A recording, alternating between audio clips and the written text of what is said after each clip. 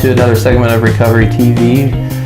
We're here today to talk about a really important issue. Right. We're going to talk about the art of the apology.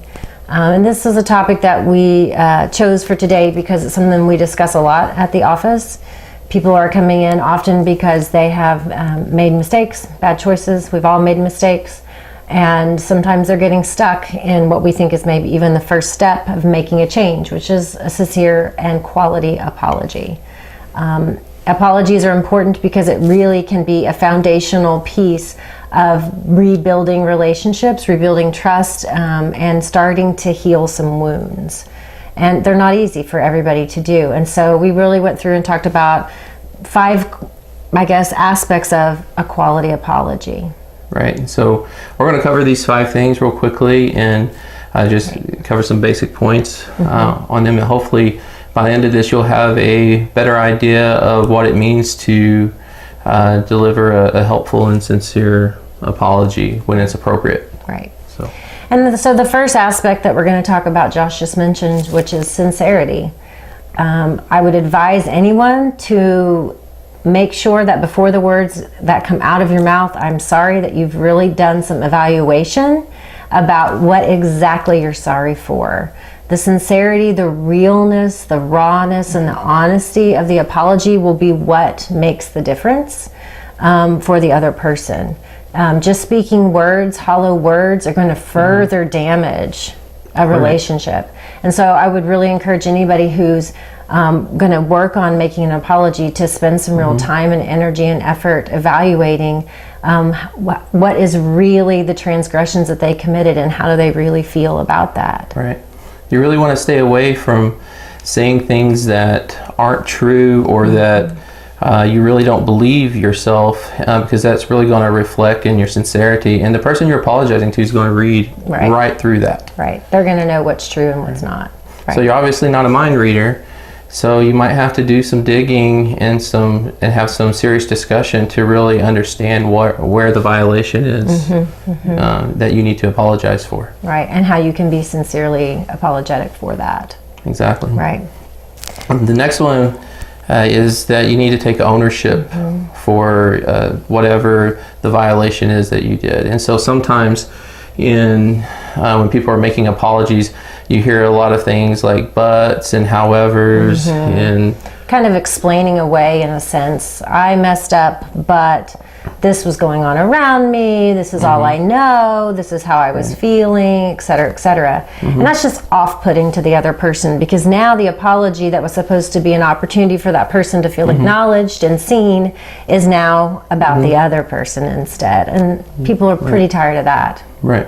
And it's a common desire when you're apologizing for something, because you feel so vulnerable. It's common for people to want to go down that road because there is a reason for why you did what you did. There are points in between point A and point B that you could follow through that line and help someone understand.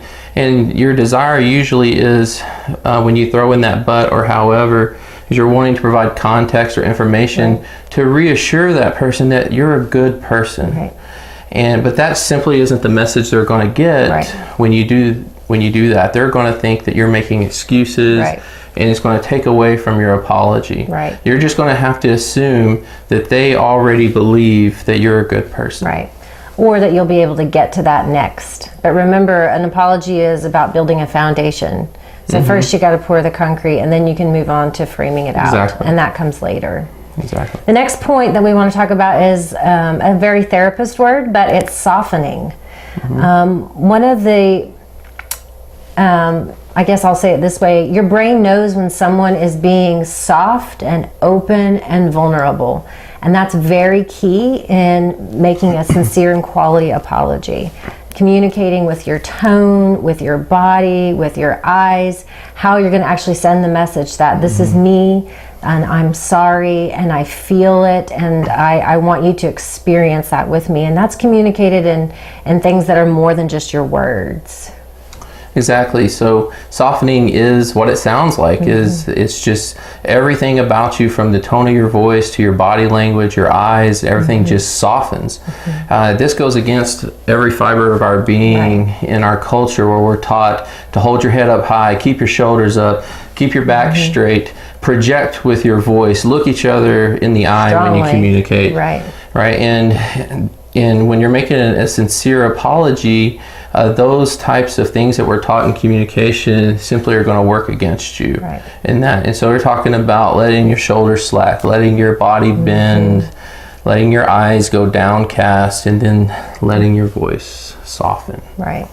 There's something about communicating with your body position, how you feel. Like AA encourages their members to get on their knees to pray.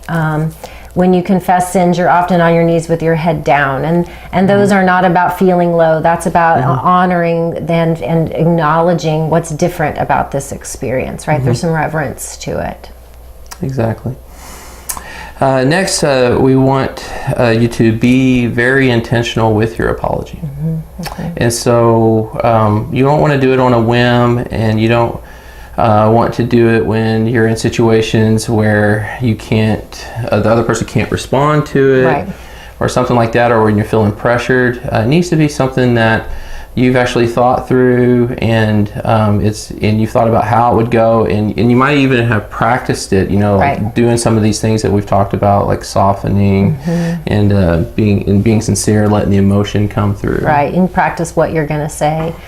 Just in general, you don't want to surprise somebody, your partner, your friend, your family member with, hey, I want to apologize to you real quick. You want to honor that by asking them, I want to talk to you, when's a good time? You want to make sure that, where and when is appropriate for you and for them. You're asking them to give you audience, right? And so that communicates respect, which is obviously goes back to sincerity of the apology. Exactly. And finally, we want to talk about kind of having, I guess, realistic expectations. You might get resistance. This apology may not change the things that you're hoping it will change. And that's very disappointing. And I understand that. And we talk about that a lot with our clients, about that you have to think about an apology as doing the right thing just because it's the right thing, not necessarily because you hope that there'll be a certain outcome. Right. So, and this will be based upon how deep the violation goes. And so many times when we apologize in our relationships or in friendships, we're met with, that's okay, or I accept your apology. But if the violation runs deep, like in situations where there's some form of betrayal, a lot of times what we see is with that apology comes resistance, but that resistance often is the apology doing its work, because that person's able to you opened up a door that allows them to express how they're feeling and convey how much they're struggling with this, and maybe they're not ready to forgive or ready to accept that apology.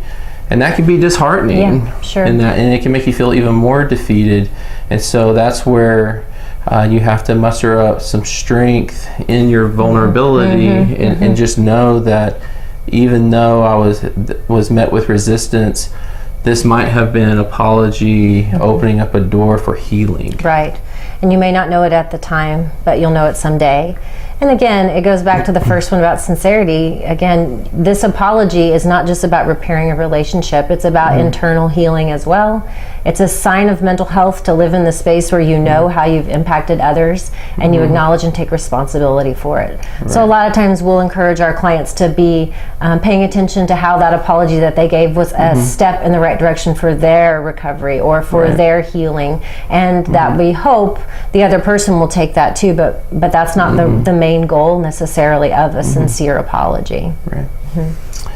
So those are the 5 tips that we have on how to create a healthy apology or give a healthy apology in your relationship. But we want to give just a couple disclaimers on this. The first one is that an apology, a single apology, is not going to heal and or fix all your problems that you're dealing with. Right.